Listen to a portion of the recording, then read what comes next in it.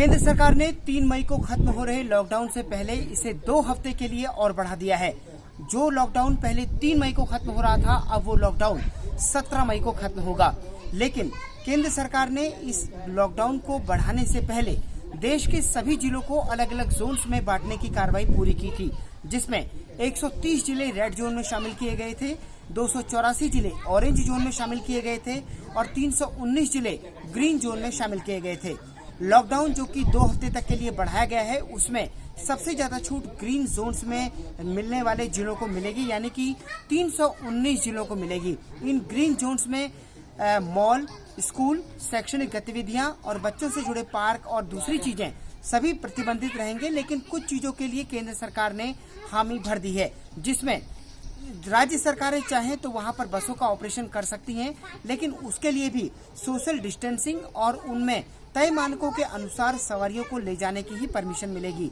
4 wheeler चलाने की भी परमिशन मिल सकती है अगर राज्य सरकारें चाहें, लेकिन उसमें भी किसी भी एक 4 व्हीलर में 2 लोगों से ज्यादा के बैठने की अनुमति किसी भी कीमत पर नहीं दी जाएगी। यही नहीं, केंद्र सरकार ने साफ तौर पर कहा है कि जिन ग्रीन जोन्स में परमिशन दी जा रही है, वहां पर सोशल डिस्टेंसिंग, मास्क सहित दूसरे सभी प्रिकॉशंस का पूरा ध्यान रखना होगा। कहीं ऐसा न हो कि इस छूट के सिलसिले में कोरोना का संक्रमण और बढ़ जाए। इसलिए सभी राज्य सरकारों को ग्रीन जोन्स जहां पर भी वो जिस चीज की परमिशन देंगी, उसके लिए वो अपनी तरफ से एक निर्देश जारी करेंगी और साथ ही सोशल डिस्टेंसिंग का भी पूरा ध्यान रखेंगी।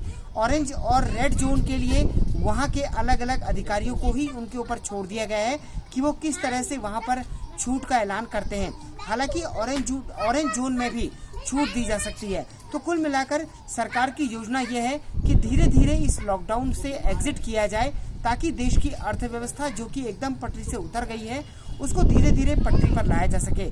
सबसे बड़ा कदम केंद्र सरकार के गृह मंत्रालय ने इससे पहले कल उठाया था, जिसमें कि बसों को चलाने को लेकर गाइडलाइन जारी की गई थी और आज ट्रेनों को चलाने को लेकर भी गाइडलाइन जारी कर दी गई है।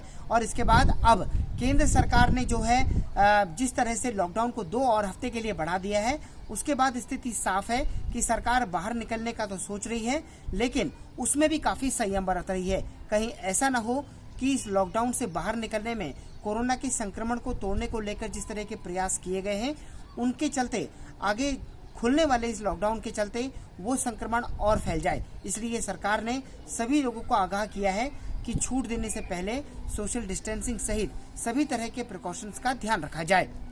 Lalit Narayan Kandpal, total news, Delhi.